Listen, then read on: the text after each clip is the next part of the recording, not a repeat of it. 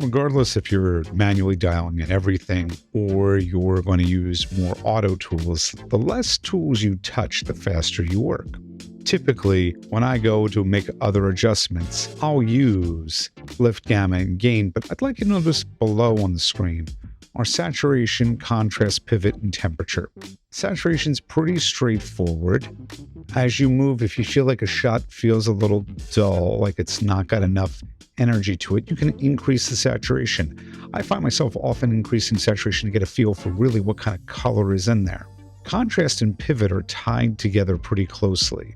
Basically, if contrast is a teeter-totter, is a lever from black to white, the further you make it, the sharper the angle, and the more you reduce it, the lower the angle.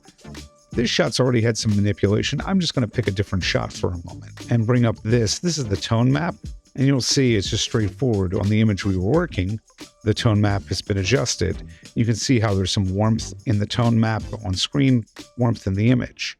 When I go here on a shot, and I bring open the tone map, I'm doing this just to show you how contrast can be affected. This is me lowering the contrast. Notice the shot is flatter, it's low contrast, muddier. I'm going to increase the contrast. We get a nice S-curve. I'll go a little too far.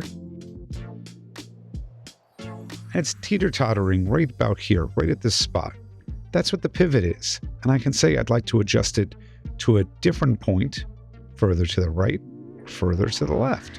And you can see how the imagery changes. I'm going to reset both of those by hitting that reset circle.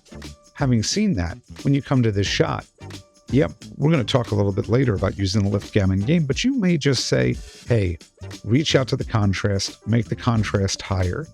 You can see the brightest areas and the darkest areas separate. And then you can use the pivot to choose where more of that energy lies. Finally, we get temperature, and currently speaking, which some of the light adjustments I've done with AutoColor, and the model I've picked, it's put some warmth into the gain. Maybe I'll cool it off.